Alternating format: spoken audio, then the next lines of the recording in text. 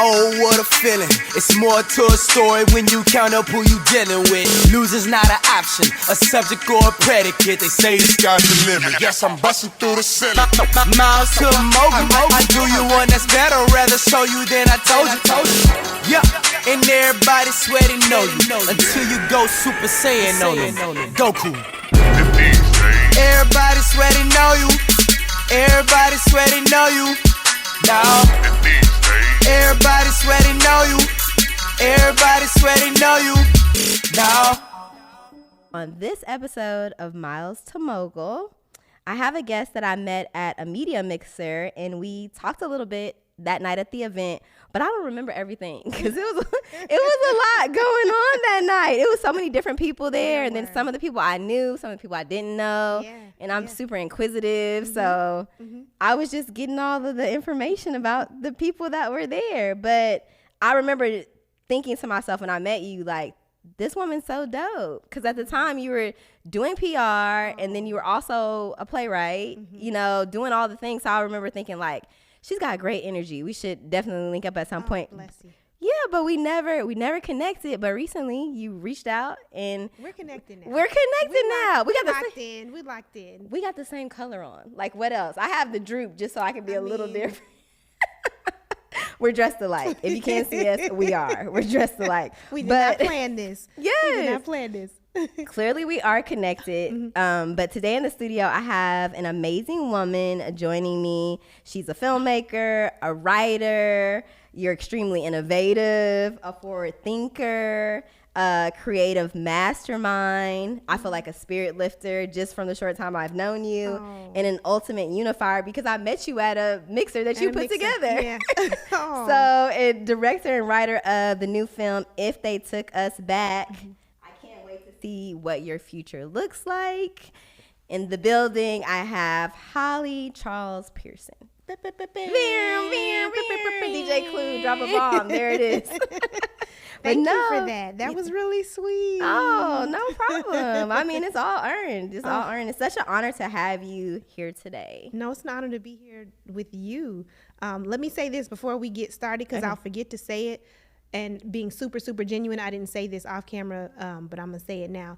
Your energy has been super, super positive. And so even just through text message, I mean, a lot of times when you're booking things like this and you're saying, hey, you know, I want to talk about this new project, you know, it feels like it's someone's doing you a favor. And you know, and I don't get that energy from you. It's very much like, let's bring something to the community together. And so that mutual respect is what makes me be like, that's a cool chick. Oh, thank you.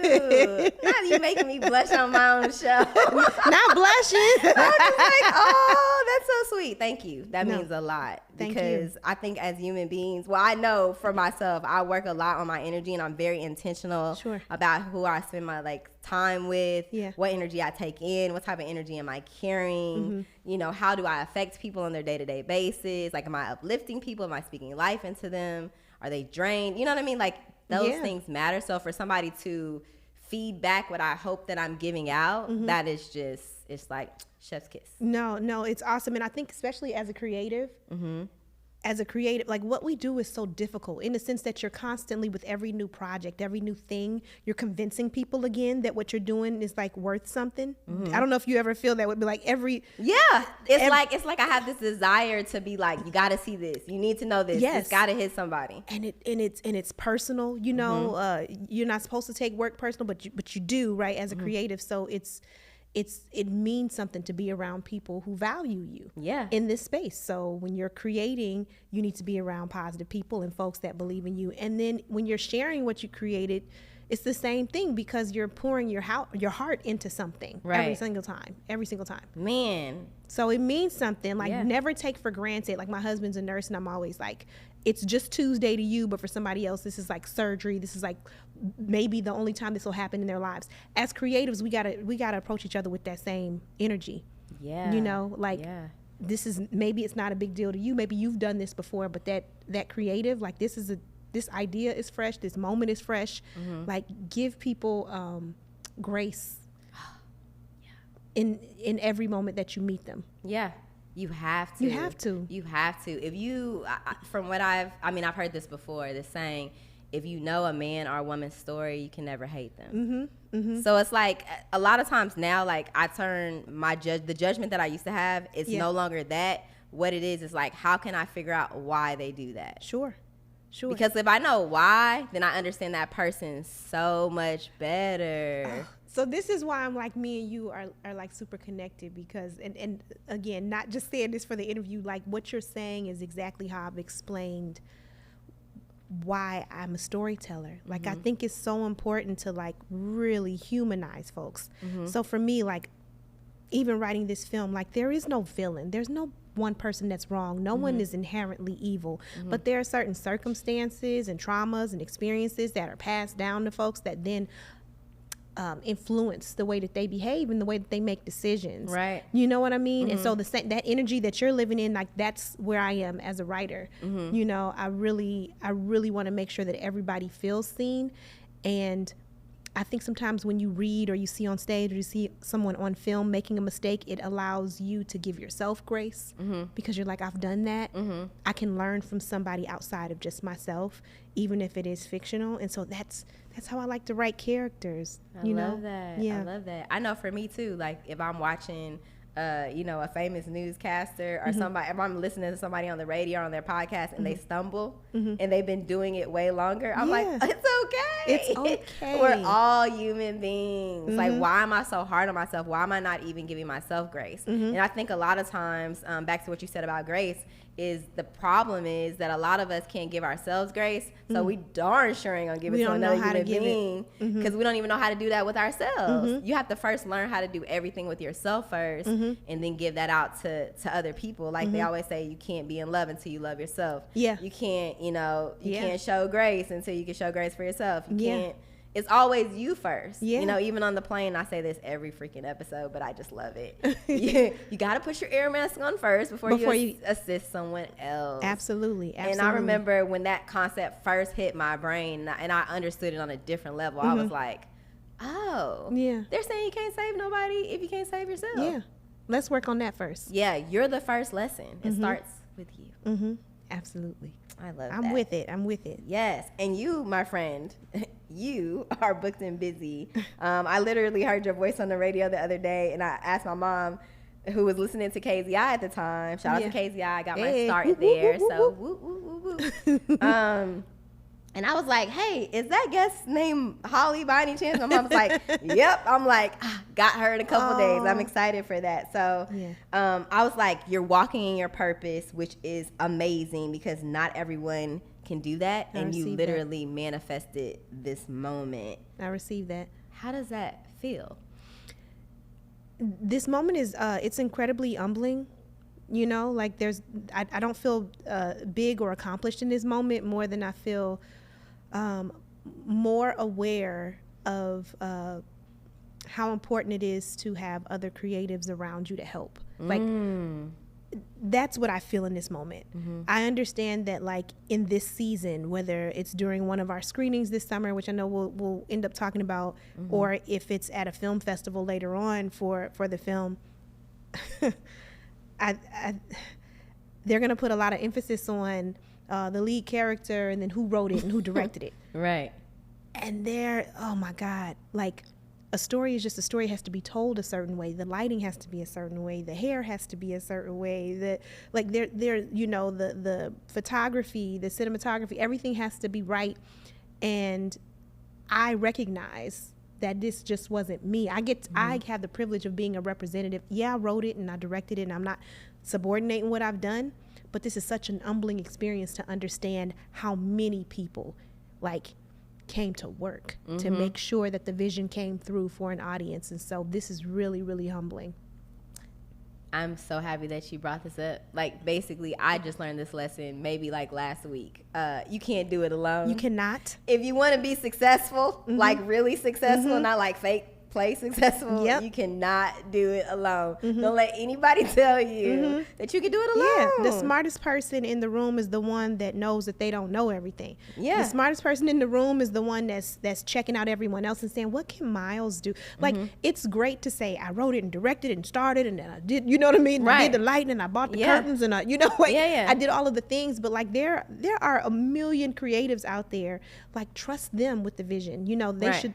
So again, like I'm like, there's so many talented people. I'm excited that all of them were able to pour their talents into this one project that God gave to me. Right. You know, but it's not just me. I just get the privilege of sitting here and saying, you know, I wrote this thing and hey, hope you guys come out. I have that privilege.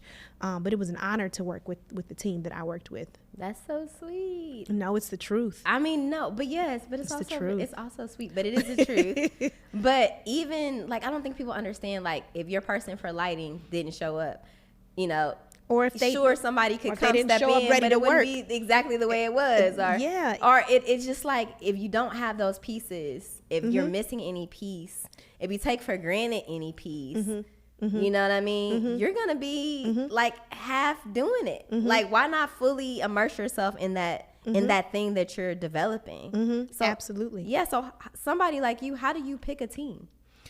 Oh, I'm so glad that you asked this question because I've just been so inspired. And of course, I was doing stage plays before, so it wasn't like my first rodeo with producing a project. But this was another level. I have to admit that it was far more challenging in the best way possible. But one thing that I learned, and I kind of learned it when I was doing the stage plays, but this solidified it with this film. You need to work with people who want to work with you. Oh, yeah. And that sounds real simple and all that, but I'm telling you, we have a tendency to chase after someone who we think is more accomplished, the best at this, the most talented, the most this. They've done this many. Let me tell you what.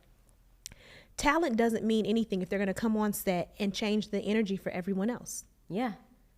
The energy.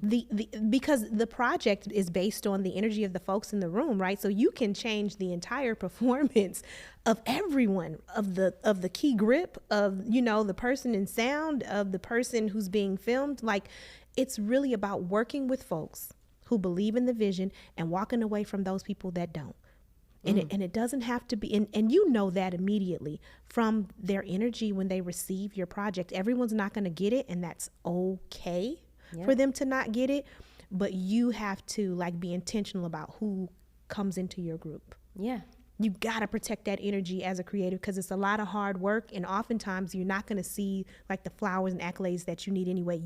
To stay motivated to do this, you better have people around you that care about your work and care about you personally.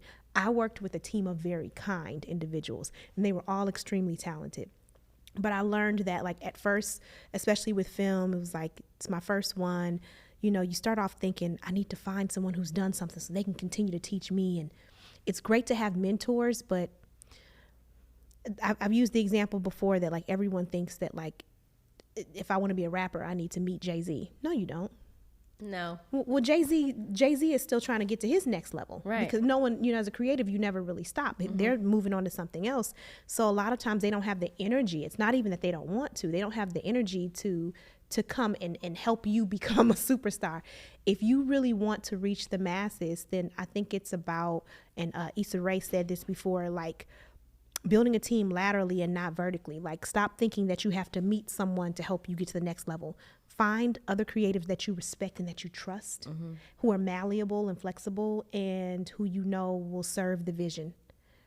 And so that's how I built my team. I have an extremely talented team. I don't want to pretend like I don't have an extremely talented team, but there were some folks who may not have gotten it at first, and I'm glad that they weren't a part of the project, not because there's any like malice or because I'm upset, but I just know they wouldn't have been able to contribute to it. Right.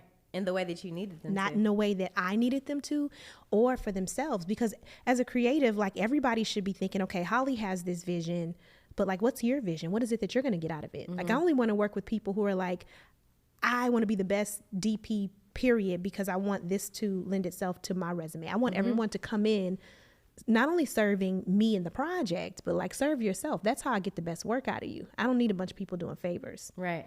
I need people who believe in it with good energy and who want to be there. And we had a bunch of people that were talented who wanted to be there. Yeah, that's you said so much. Like I was just like, oh, yeah, please keep talking to the camera. Yeah. Well, let them know, because it's so true. Yeah. Because like you said, we will force relationships. We will force relationships. Keep calling that person. You know, why you not gonna come to my podcast? Yeah. I'm talking to you. No, I'm just saying. You know who she talking to. You know who you are. We friends now. Yeah. For sure. You know. But yeah, no, we will do that. And it's like, you're right. It's all about the energy. Because you're the start of all the energy. You're the person who's leading this whole thing. Yeah. And if I'm downtrodden because everyone is making me feel like they don't want, like, what does that do for everyone on set? It doesn't do anything good. And they're feeling like they're doing you a favor, or anyway. So I'm saying, like, we've all done this. We've done this in romantic relationships. Yep. Right? Based off of someone's resume or on paper. We have. Right? We've done it in relationships. We've done it with jobs. We've done it with friendships. We've done it, I'm saying, especially as creatives, create with people who get it. Yeah. That's it. People who want to work with you. It's, there are a lot of, I've worked with some people that were super talented, but it was so difficult to work with them that it changed how I could even direct them. Right. And I've worked with some people who really surprised me, where I was thinking, okay, well, I'll have to maybe direct them to where I needed them to be for this particular project. No cut to their talent, but I'll have to direct them a little bit more based on what I need. And they knocked it out the park. Yeah. Because their energy was good and they respected me enough to be directed. That's major. I was listening to something the other day, and it was saying, if you live in your purpose, it makes life more fulfilling, right? And it mentioned that having a desire to make something happen gives you more energy to accomplish your dreams and goals. And because you like already naturally have more energy to do it, because you're not just doing something to just be doing something, right? So for me, the way I looked at it is, I was like, okay, unless you have a desire to do something, you'll run out of energy, but you'll never find desire without energy. So what keeps you going? Because I feel like you want this bad and your energy is there. You're happy. You're in a good vibration. You're finding other people that match you, and people are flowing to you anyway because you're attracting those people. So I see that energy there, but like there's something in you. Like, what is that? What would you call that? Well, I think walking in your purpose is praising God. Like it is celebrating God. I'm a Christian. I'm a woman of faith. I'm a lover of God. I'm a lover of the word. I don't mince words when it comes to that. And for me, like, this is my ministry. I don't think that a ministry is just in a pulpit. Like we think, God is in this box where he can only allow you to serve his people one way. So for me, I'm serving people if I'm allowing them, a half an hour, whatever, of clarity, of escape from the world. If I'm telling stories that matter, to me, this is service to God and his people. And so it's that serious to me. It's that exciting to me. It's like a fun, it's my purpose. So I don't know that I don't have to dig that deep to want to serve my God, right? Or to serve his people, right? And I feel like that's what I'm doing with these projects. Right. Not that they're necessarily spiritually based. If They Took Us Back is not a quote unquote gospel or spiritual or Christian film. What I'm saying is I'm talking about God's people, and we're talking about justice, and I'm encouraging conversations, and I'm encouraging community. Like if that's not the work of God, I don't know what it is. And if that's not what he wants us to do, I guess I should say, right? So for me, I'm always praying, God, please let me, I want to please him. So I think that's where this comes from. I think that's why I'm so serious about it, and I want to take it seriously. So when you said, like, you can tell, like, I want this, I don't know that it's that I just like want fame, but I want, you know what I'm trying to say? It's like the thing, whatever the goal or the dream is that you feel it. It's like, I want that. For me, I don't want to necessarily not be able to go to the grocery store. Sure. But I still, please don't. Yeah. But I still want to reach and inspire people. So that's what I want. Like, what is that that people get from what I'm doing? What is that people get from what you're doing? Yeah. You're called to do it. Yeah. So that's what I mean. Like, you want to do that badly. Yeah. Like, you want that out there. I do. Yeah. I really do. I want God to trust me with the masses. Right. So I want more people to know my name, and then I want them to trust this brand of who Holly is. If you hear that this is a production from Holly Charles-Pearson, if you hear that she wrote this or has anything to do with it, you know that it's going to help you grow. Right. You know what I'm saying? Yeah. And so I trust my God to continue to put that in me, and I want people to trust me to continue to bring that to them. So, like, that's super important to me. It's so important. Because why else would you why else the sleepless nights and the Yeah. I just sometimes when I think about it, and I know like it's in me, it's in you, and I feel like it's in everybody, but I feel like you got to find it for yourself, right? So sometimes when I talk to people and they're like, I don't know what my passion is, I don't know what my purpose is. Sure. I'm just like, you're missing out on something so great. Sure. Like, I want to help you find it. You know, that's part of the reason I created this platform, is because I want to talk to different people that were actually pursuing their passions to see if maybe that, worked for somebody else. Yeah, like spark something. Spark something in somebody else. Like, okay.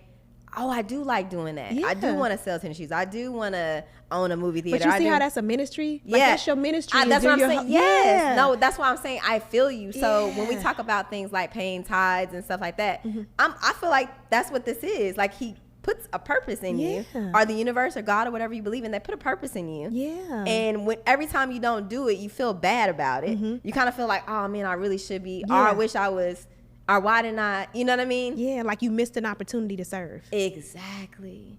So it's like, why aren't we all like looking for that opportunity? Because it feels so great. Yeah.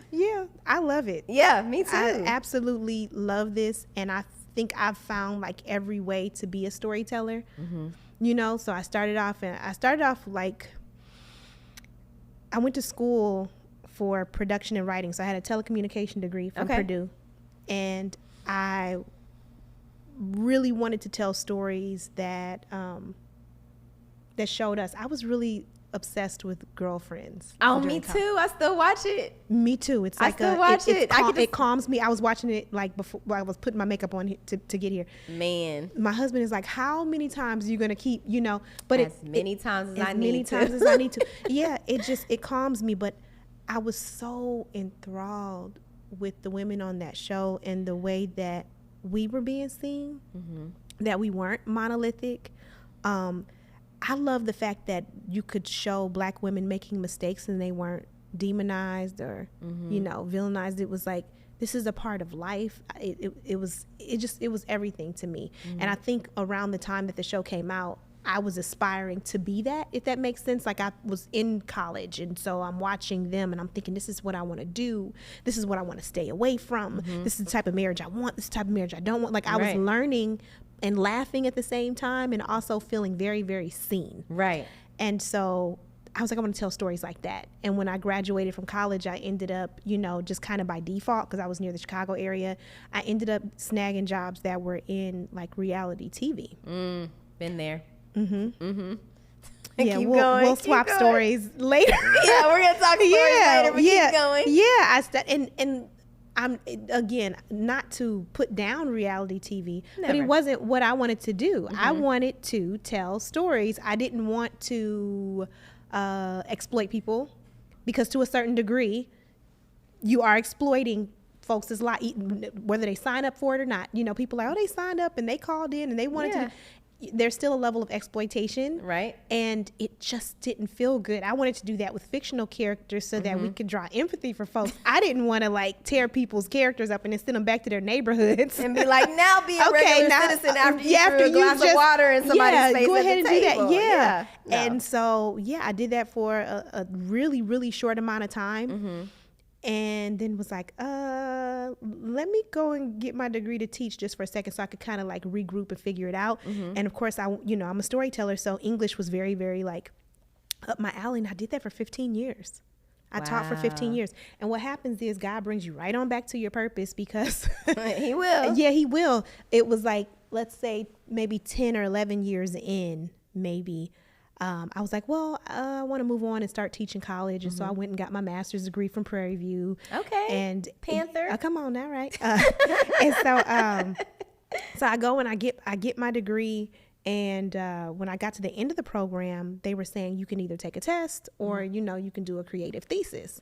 Well, you throw the word creative in front of it. I got to do it. Right. And it also was like, you can go into 6 months of independent study. And so that sent me on this journey of like, what's important enough for me to tell?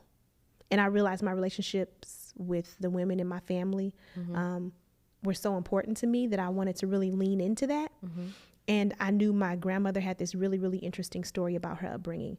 And so what I ended up doing was going into independent study and having scheduled phone calls with my paternal grandmother, like almost every day. And she shared so much with me. I mean, she was really transparent. I feel like she took my assignment more seriously than I did, because sometimes I would get off of the phone with her. She was in Indiana at the time, and I was, in Houston. I would feel bad that like I made her dig this thing back up, right? But she was really open with me. And so what I ended up doing was taking those stories about her great grandmother, about her mother, who is my great grandmother, and about her sister and all of these things. And I ended up finding this series of stories about women and about womanhood and like evolving womanhood, and how a mother can only really mother based off of her fears and experiences, and how we pass things down, and what happens to Black women when we pass things down when we're dealing with racism and patriarchy, and how does a Black woman tell another Black woman how to feel valuable? What does she show her? How do I take it? How have the times changed? And so that's what I ended up doing, was writing this thesis and, having theoretical analysis to it. But my professors really pushed me at the end of that defense. I had to go in and defend my thesis, and they're like, yeah, you got the grade. What are you going to do? And I was like, I mean, homie, I'm going to graduate, right? And they're like, yeah, you're going to graduate. They were like, you can't, the story portion, they were like, you got to do something with it. And that made me a storyteller again. It made me like, okay, maybe I can do this, because they had validated me, so never underestimate like how far a compliment can go. I needed to hear that. So what I did was I published my book called Velvet in 2013. And I started doing literary talks based off of the theoretical analysis and really looking at Black female pathology, but telling the story of my ancestors. And so it was from 1918 to present. It was what each woman drops off in her daughter.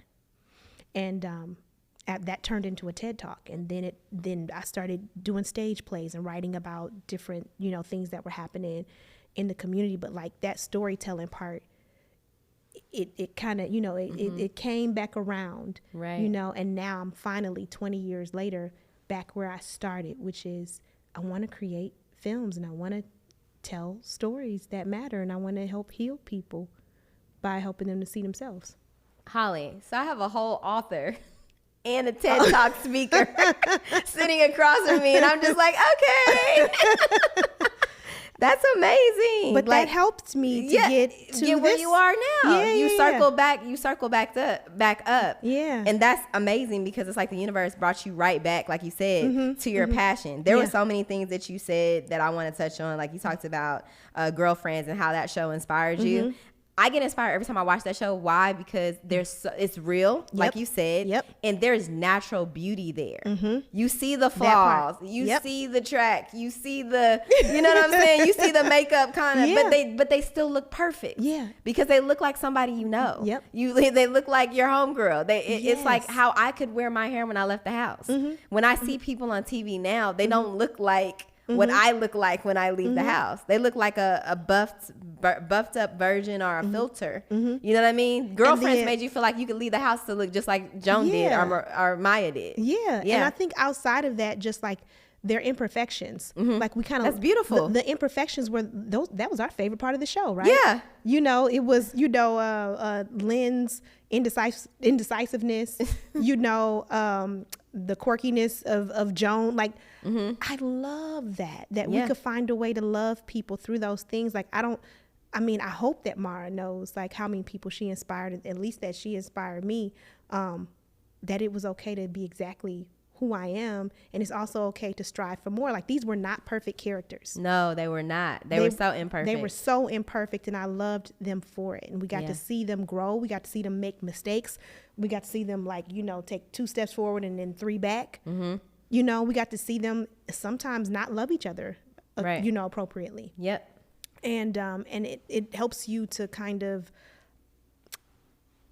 I guess, maybe forgive other people because I could forgive this character on screen. Yeah. You know, I can forgive this friend because, you know, I was able to forgive Tony. I was able to, you know what I mean? Like, so I love that kind of writing. I always want to write from that perspective. Right. You know? It's so interesting that we both watched that show. Mm-hmm. And I also find myself watching a lot of stuff from the 90s.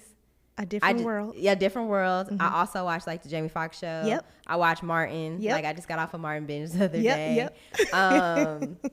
And the list will go on. Every time I see a 90s show, I want to watch it. It's authentic to me. It's very authentic. Real. Yeah. It's like real life. Mm-hmm. It's like I have a friend like that, or I have a homegirl like that, or I have a, you know, my mom acts like Martin's mom. Yeah. With the biscuits. You know, like it's, you know, it's something that I connect with there. And I wonder, you know, does it have a large part to play with our energy and how we see the world and all of those things, how that art is kind of connected to us and how and what we take in. Because I have friends that like don't watch like violent movies or listen to rap music. Okay. You know what I'm saying? So they monitor what they feed what they take in. And I find myself doing that a lot too. I stopped watching cable television probably like maybe 10 years ago. Mm-hmm.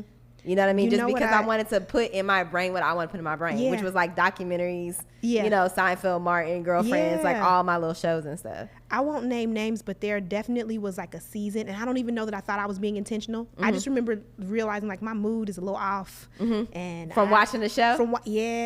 Waking up with an attitude. What you mad for, honey? What you mad for? What you mad for, honey? And it was just like, I remember saying, this enough is enough. I just won't watch it. And then, when it, because it still comes on, and somebody was like, yeah, but it's, you know, it's a good show. I said, oh no, I didn't say it wasn't entertaining. Like it's super entertaining, right? I don't want it anymore. I don't even want to know that that's an option to behave that way in public. Yep. And it don't sit right with your spirit. No.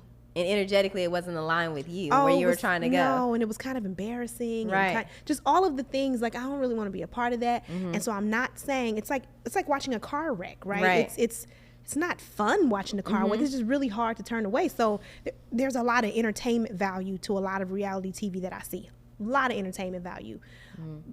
Emotional and spiritual value, no. Not there. And that ain't, you know, so I just got to find something else to be entertained by. Yeah, exactly. Something that's more aligned with you and your has energy to be and your frequency. Be aligned with your spirit. Yeah, that's insane. I remember working at this place one time. It was like a little call center, and one of my coworkers, she's not black. That's all I'll say. Okay. But one of my coworkers was like, "Oh, did you see Love and Hip Hop last night? Treasure, da da da." And I was just like, I don't watch that. I'm not watching. I was looking. I don't watch that. I don't watch that. I don't behave that way. No, I don't behave that. I don't know. And no disrespect to people that do watch it, but I feel like every time I watch something like that, I need to go read 5 books. Yeah. To balance me out, and then I gotta meditate for 8 hours. I gotta do all the things, and you might not think you're being influenced by what you take in. But 1,000% you are. You can think that you're not, but like watch yourself next time you at the grocery store and somebody skip you. Watch your attitude. Your attitude. Like really quick. You seen it, so you can do it. Like people don't understand how much that can affect you. Yeah. Versus if I went to yoga, I did some meditation that morning, and then somebody skipped me in the grocery store, I'd be like, you good. And it's not that crucial. I'm not in a rush. Yeah. And the thing is, I'm not even solely blaming the people on the reality show. I'm not either. That's not what this is about. I would hate for somebody to come back and archive this like, you know, I said but no.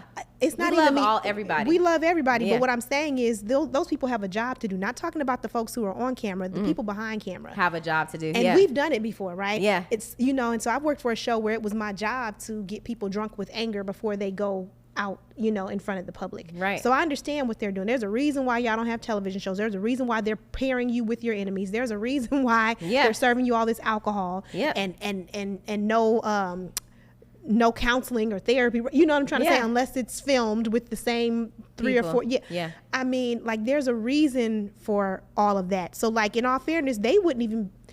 Not only do I not know people like that, but the people that I do know that may be similar in personality.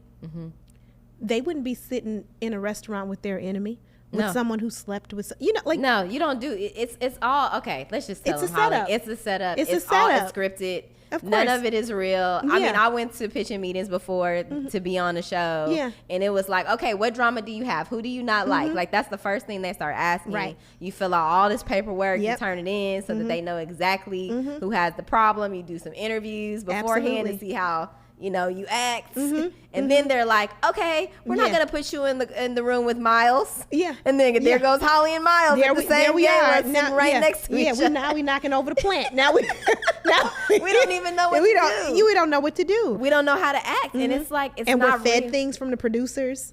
Yes, all the things. And so it's like, yo, if you want the check, I completely get it. Okay. If you want to participate, I completely get it. But like, watch it with awareness.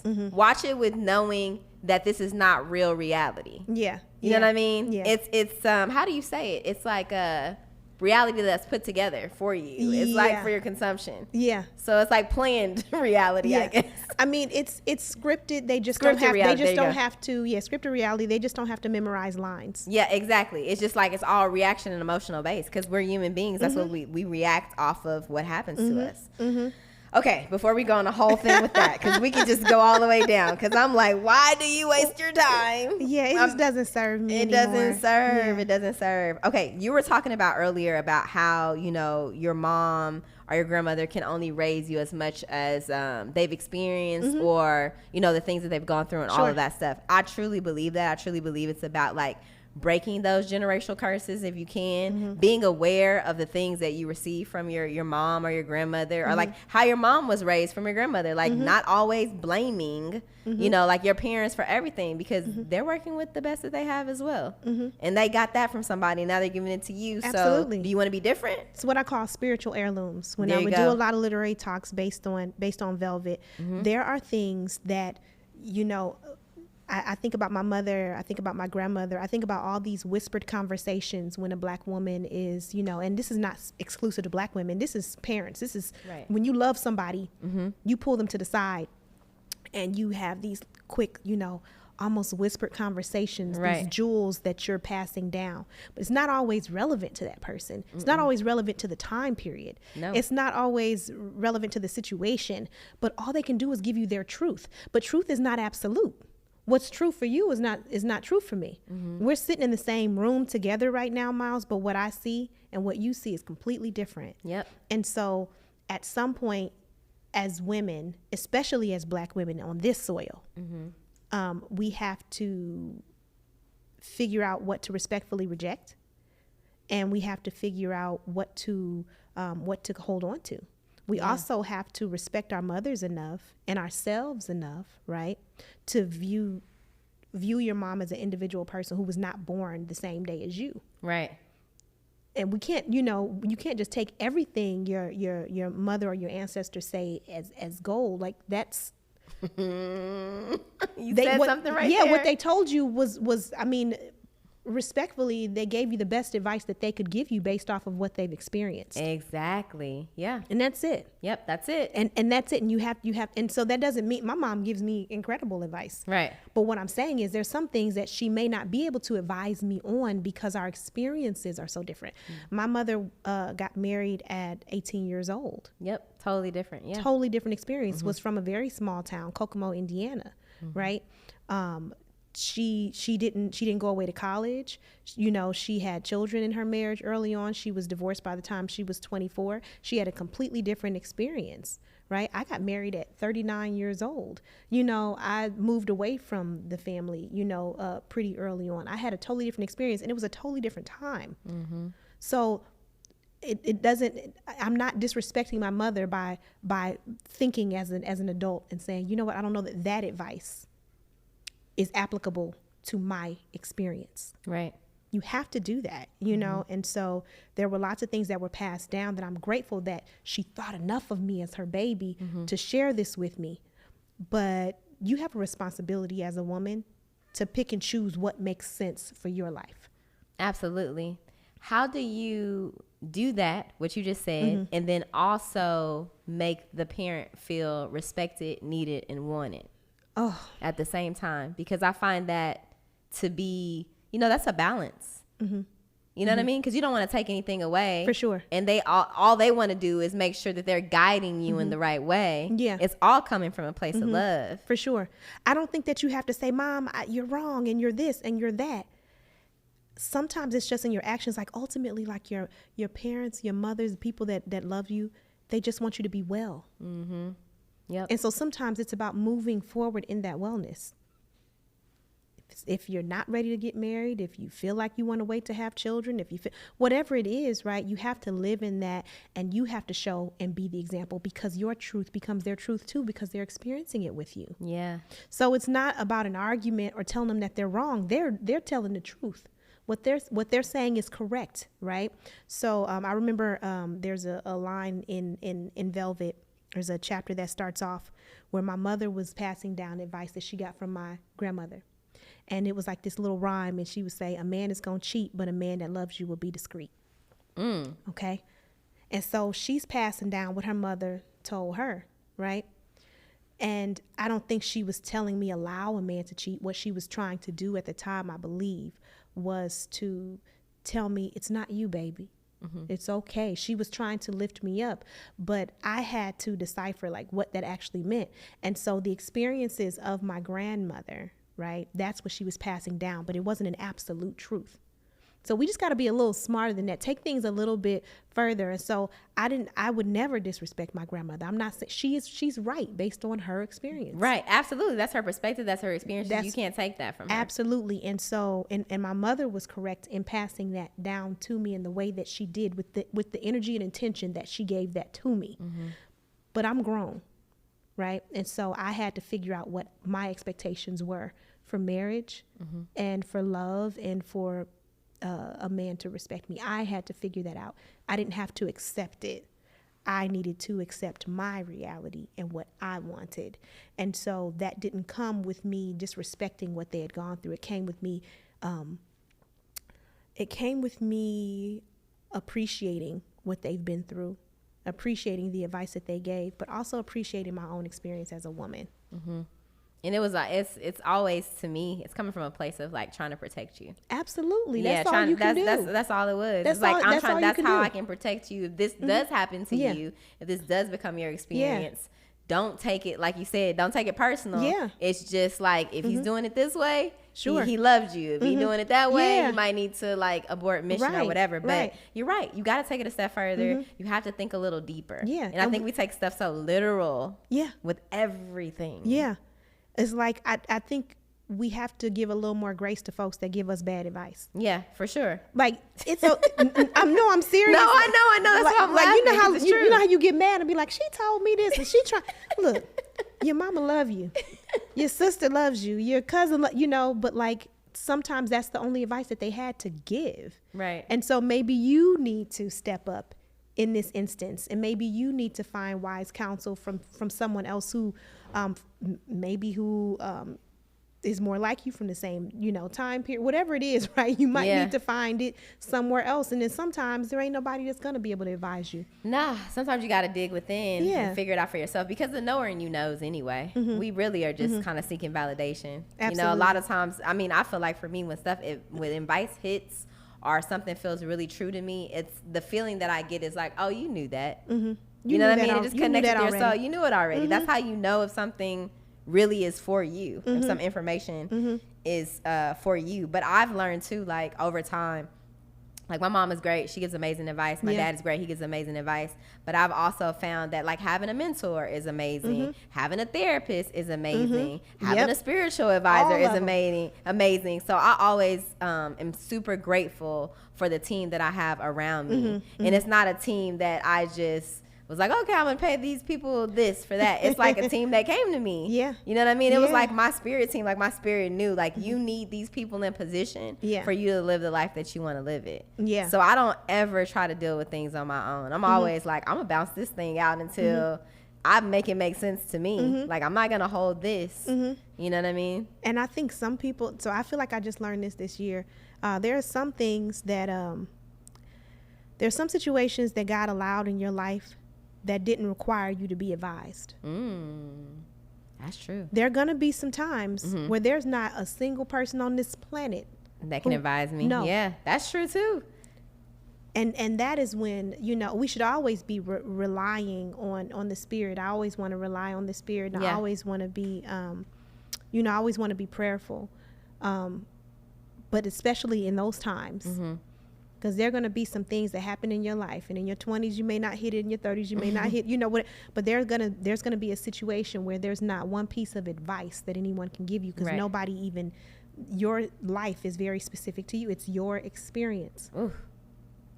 And so you don't always have to, it's okay to call someone to vent, it's okay to call your therapist and to get some ways to cope, but sometimes advice ain't what you need, baby. Sometimes you just have to sit in it. You got to sit in it. Yeah.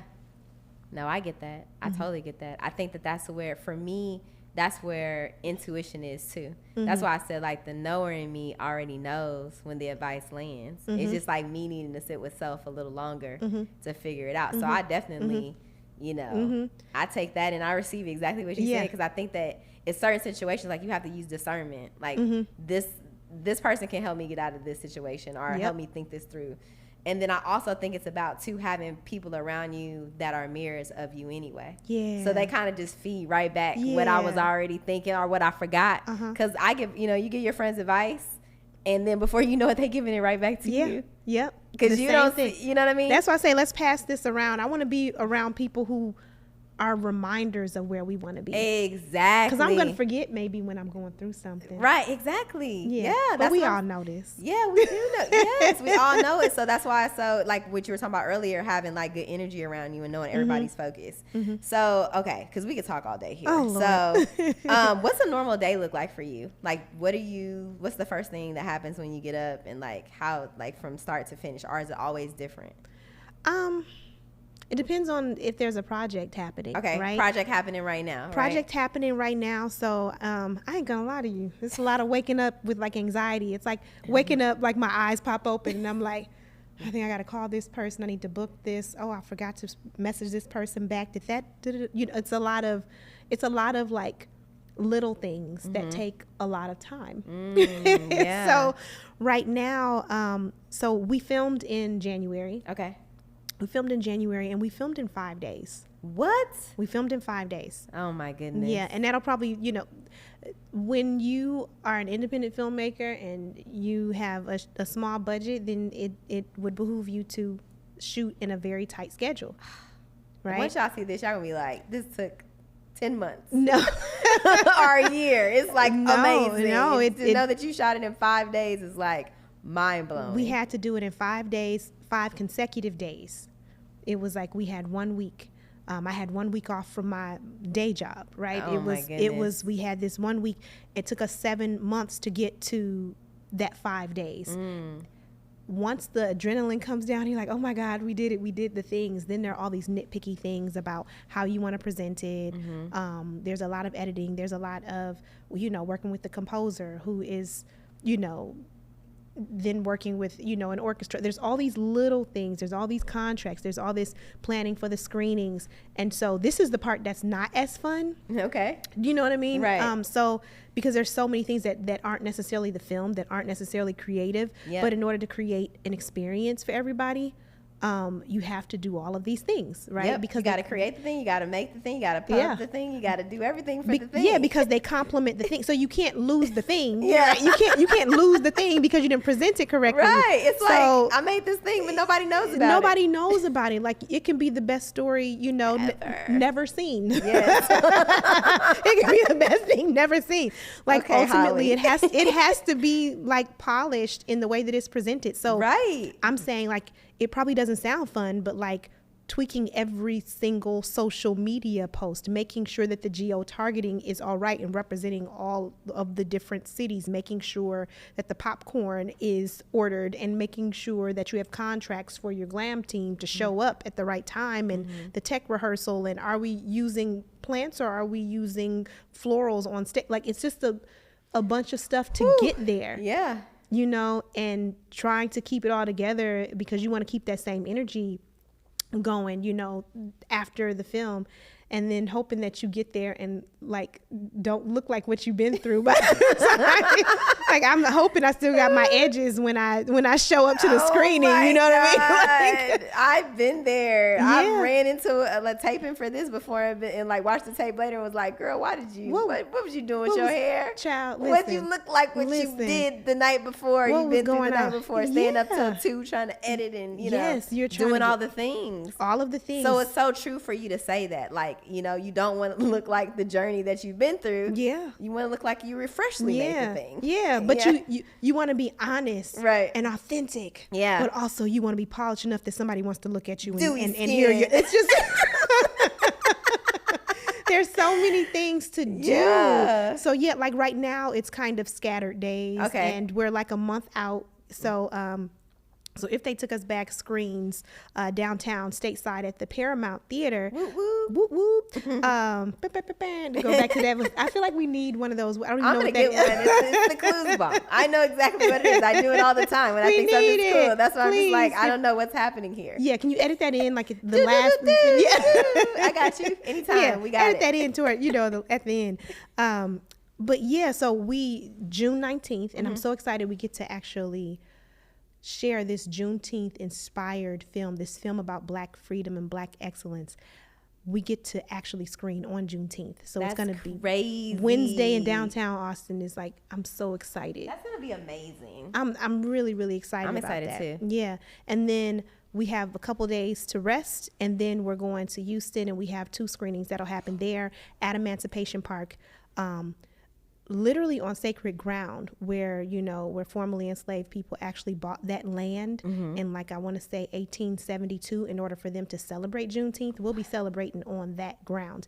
And of course it'll be an indoor screening it's in their cultural center there at Emancipation Park. So we'll have 2 more audiences that'll be able to come. We are having our entire cast will be flying out. 3 of them are actually local in the Texas area. 1 is from Atlanta, 1 is from Memphis. We'll just make sure the entire cast is there. Most people have never experienced a film festival before, and it was really important that we immerse people not just in the story, but also in the characters and the way that they prepared. So we'll do a cast Q&A. Our featured soundtrack artist is Daniel Fears, incredible artist. Yep. And there was something really beautiful about his music when I first heard him. This film is an alternate history film, and so I didn't want to do anything that was too indicative of like regular R&B or hip hop that really showed our contributions to music in this country. So I needed something that was a little bit more alternative but still soulful, and he has that. Like he down to the T. He has this thing, right? And so when I approached Daniel, I know he was like, "What is she talking about?" I remember saying, "I went to one of your shows. I'm going to send you this script."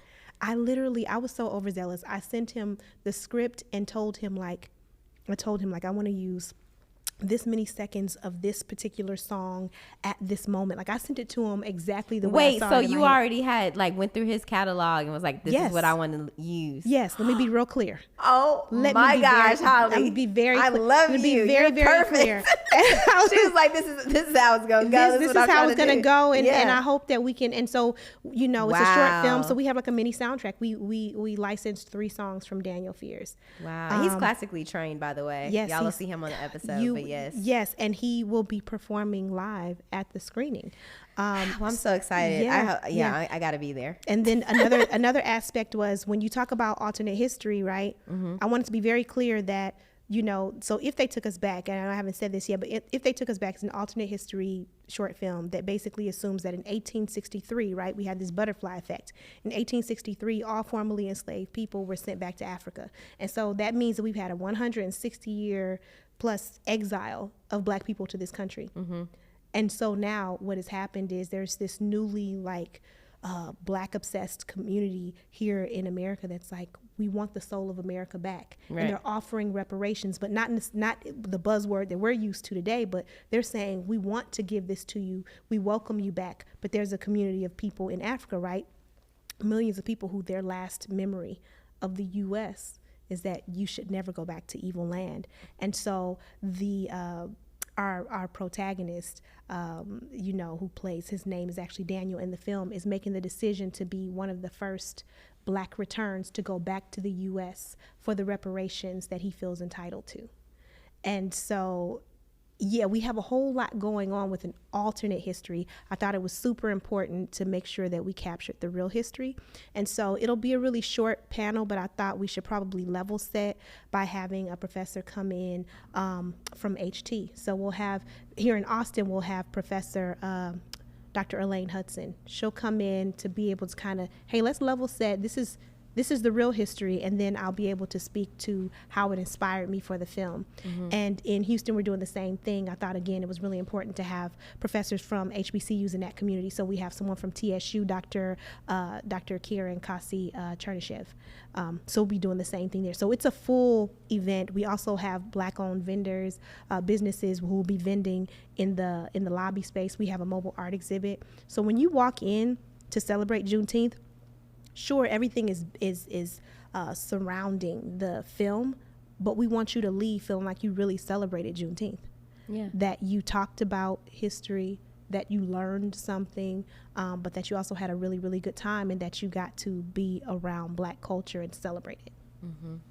I did not know what to expect when I was able to view the film. Yeah. And I was just so impressed from like the opening scene. I was like, the lighting is perfect. Mm-hmm. It's hitting the lead character like perfectly at night. It looks like, it's supposed to look, you know what I mean? Because I know color correcting us is not easy, especially when there's so many colors in the room. Like there's a scene where they're having a party, and I'm like, oh man, whoever's doing this, I have a new respect for you because I have to edit these videos. Yeah, and it wasn't me. It was somebody on the team.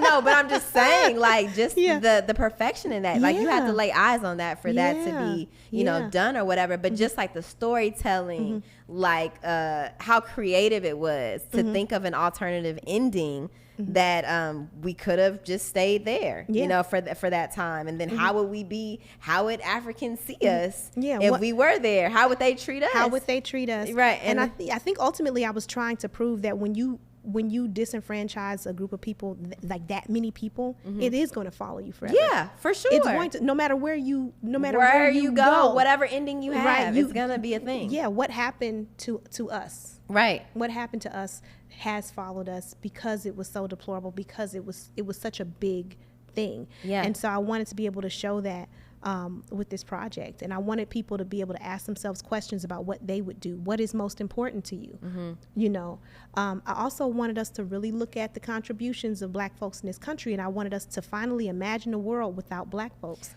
being. And when I say that, I'm not just talking about folks on the continent of Africa. I'm saying the subculture that was created here in the United States. Yes, I know exactly what you're saying. When folks think about westernized civilization, when they think the things that are cool, that's us. It's us. Yeah. All of it's us. It would be boring. So imagine coming back. Well, where's jazz? Right. And where's R&B? Where's rock and roll? Yeah. Where's blues? Where's the blues? Right. Think about fashion, how that is impacted. Think about food and how that's impacted. What happens if we're not here? Yeah. What is cool? What is hip? What is cool? What is culture? Right. And absence ultimately makes the heart grow fonder. And what I'm saying is, if there was time to reflect, and we weren't competing for resources, and we weren't so worried about guilt and opportunities and all these different things, if there was time away, then maybe we would be looked at with the same love and empathy as the whales that you're trying to save, and the whales that you're trying to save. I mean, you know, and you know, there's a line in the film where she talks about that. There aren't enough monkeys or whales or whatever to save anymore. Now they want us back. Yeah. You know, and so I believe that would happen. I think that racism isn't killing this country; it's apathy, and apathy is really something that protects us. No one really wants to get out of line. Nobody wants to lose their place in line. And so I don't think it's that folks don't see what Black folks are going through, but you have to step out of line to do that. You could lose your place. Yep. And so I'm saying, with 160 years, do I think that we would be remembered differently? Absolutely. Yes, I think then we would celebrate Black folks. I think then, without the presence of a stoplight or without the presence of do you know what I'm trying to say? Peanut butter, all the things. Of an elevator. Yeah. Like, I think that we would be remembered very differently if there was time to reflect without guilt. Yeah. Without having to maybe defend your ancestors or who you are or your own opportunities. I think that we would be remembered and appreciated more in this country, you know? And so that was super important to me as well. Yeah. So is that those concepts, are those the biggest concepts you want people to leave with, or is there anything else you want them to leave with after they watch the film? So can I say that there are like so many like little like nuggets and Easter eggs all throughout? Oh, it is. Yes. So, I wanted to watch it like 5 more times. I just didn't have time. You have, but I was like, I know I'm missing something. Yeah, I want people to really deal with code switching. Saw that. It's seen differently in this film, though, Right, right? exactly. Like, we know what it's like to feel like we have to code switch, right? But in the film, you also see how code switching is different in Africa, but also passing. What does it mean to pass? You know, we know what it means as far as skin color, but how does that look if you're in native land? And even MAGA, we kind of play around with that. Like, you know, we talk about make America great again, but what would that look like if we were never here? What would they say was good about America, and would it not be us? Yeah. Would it not be the folks that built wealth for universities, for families that are still wealthy to this day? Would we not be appreciated for, you know, for creating the White House and everything, all of the comforts that, like, I don't know if there's one thing I want people to take away, but I'm hoping people will pick up on everything. And I hope that people will celebrate these actors, because the actors were incredible. Oh my gosh, yes they were. The actors were absolutely incredible. And if you notice, for instance, Kentrell Wright. He's the lead, right? Kentrell Wright is our lead, who plays Daniel.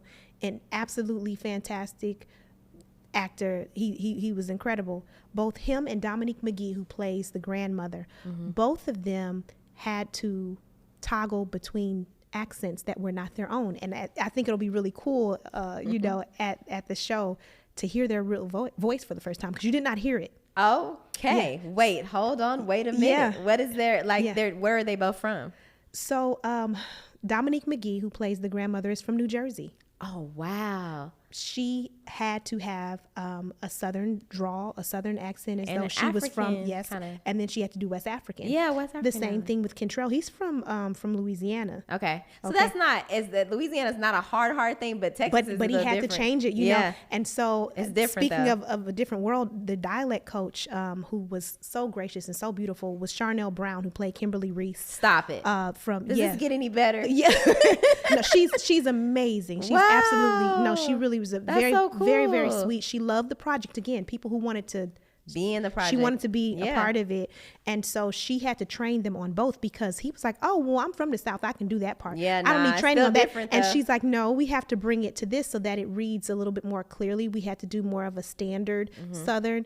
Not that there were not, you know, enslaved people in Louisiana, but when thinking about the audience and how their ear is trained for that, we had to change it. So you'll never hear his voice. And in the same scene, sometimes they would have to toggle between this or that.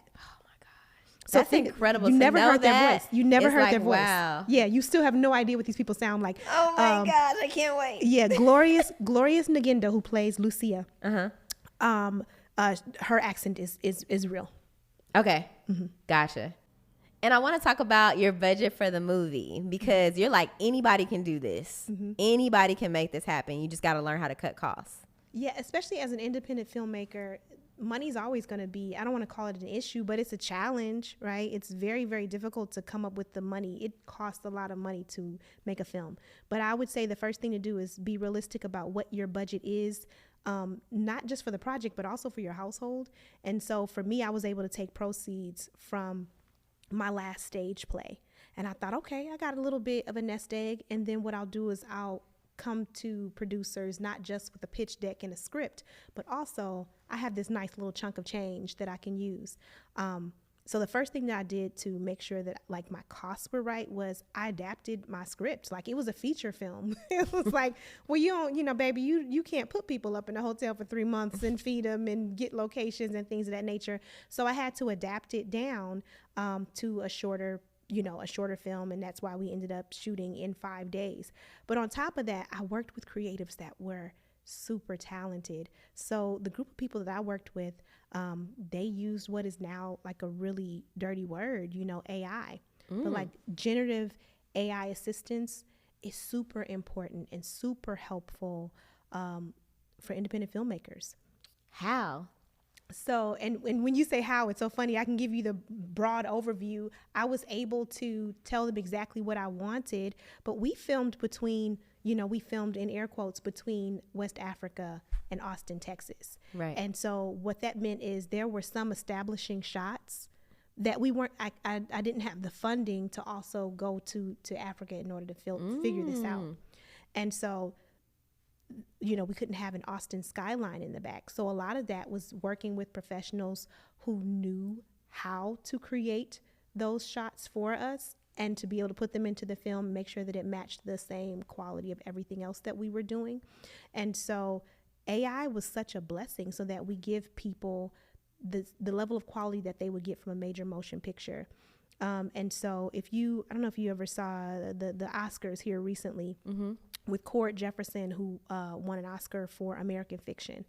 And he had his soapbox moment where he was saying, instead of making like a $200 million film, because right now it's, the average cost for a film is like $1 to $150 million. What? Like the average film, yeah. And he was saying, instead of making a film that's $200 million, like why not make $10-20 million films? Why not make $1 million films? Because it can be done. You don't necessarily have to shoot on location every single time. And there's so many things that we can do through AI. And again, AI is not all about replacing people. It's not like, we're not saying we're replacing folks and taking jobs and things of that nature. But if I need an establishing shot that says where we are, and those are things that you saw in the film, and I can tell your mind is like going back to like, what was AI there? But there were these moments where we couldn't go out. Now I feel like I know which moments they might be. Was it the houses? Yeah, I mean, okay. Yes, and they had to be, right? Right. Because we shot here in Austin. We shot 5 days here in Austin. We shot in Round Rock for a little bit. We shot in Georgetown, and we shot in downtown Austin.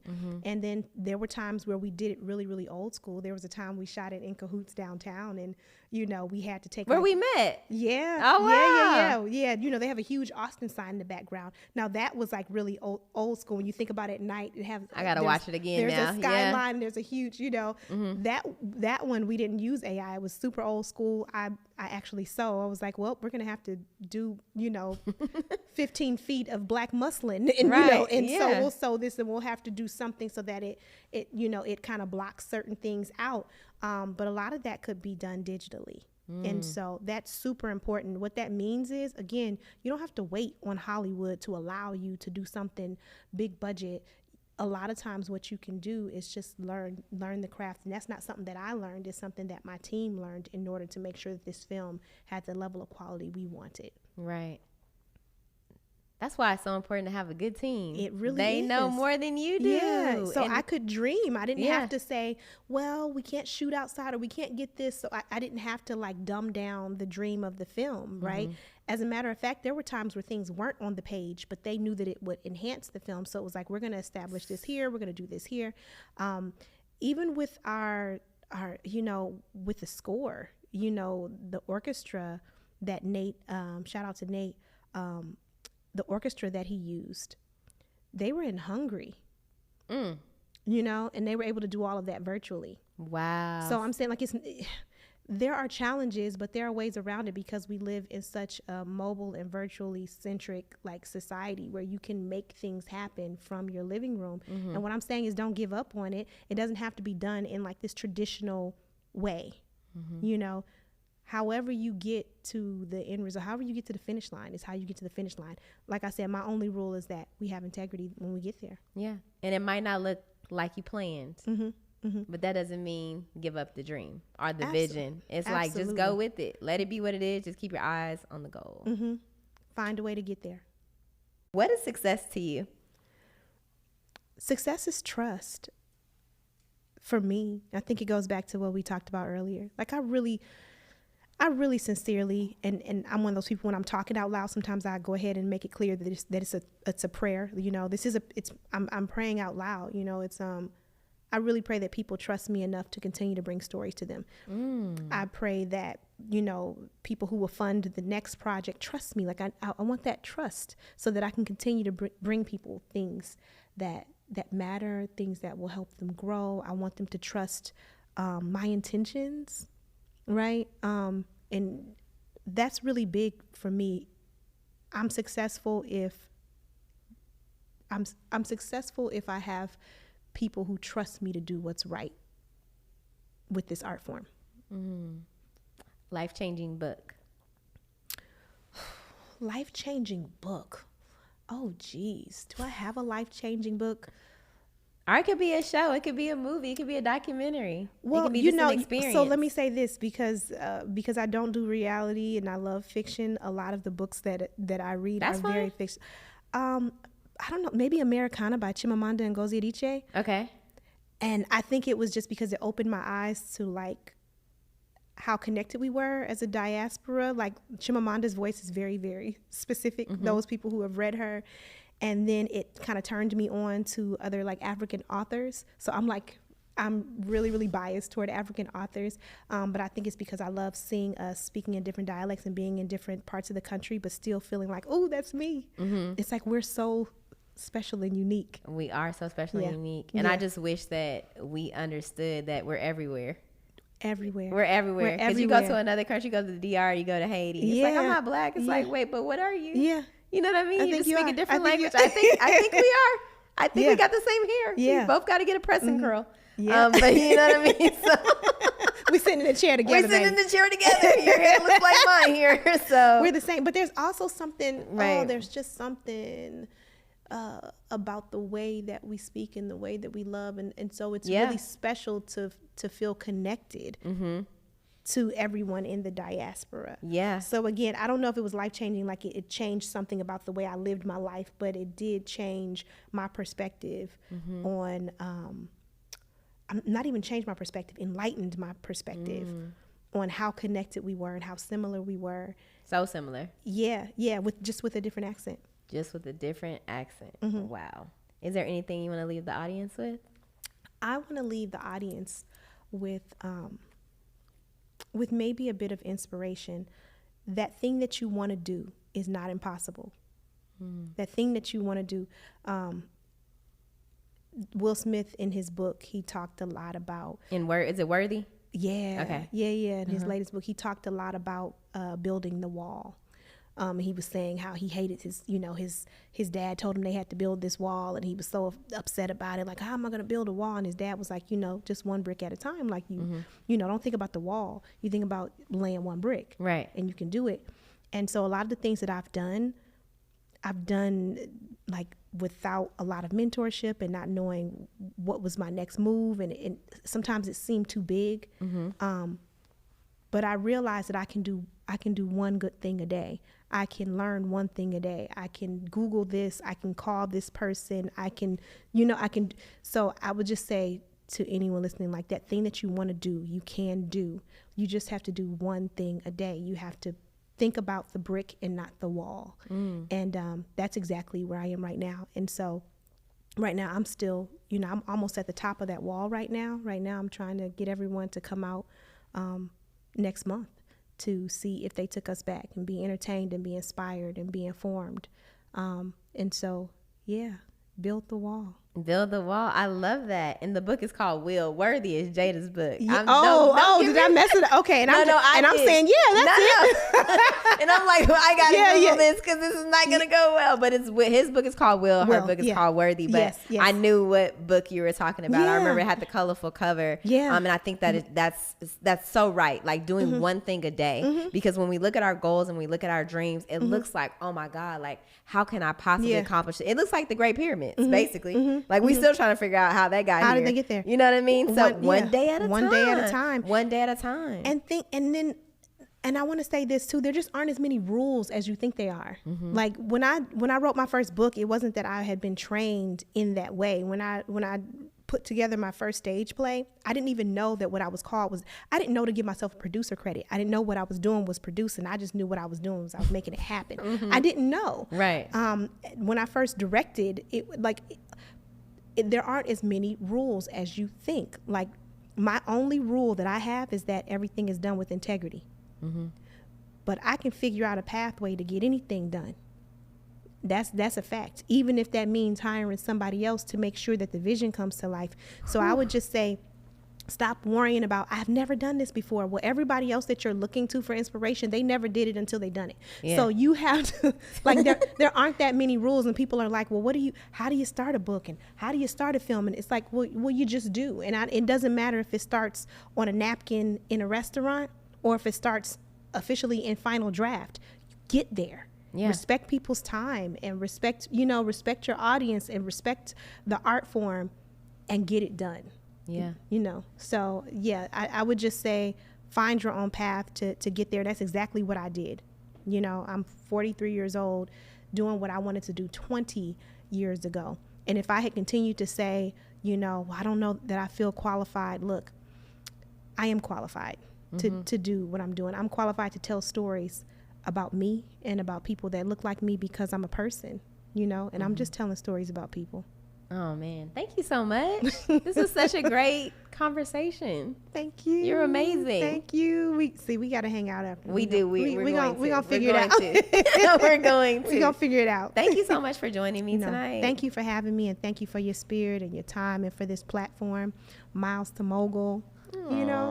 I got quite a few miles before I become a mogul. No, you're there. You gave them all the bars today. Thank you so much. We're gonna leave like that.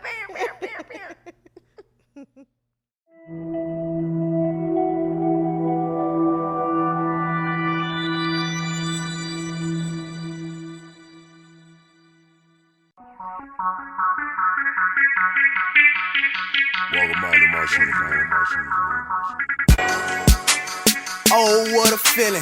It's more to a story when you count up who you dealing with. Losing's not an option, a subject or a predicate. They say the sky's the limit. Yes, I'm busting through the ceiling.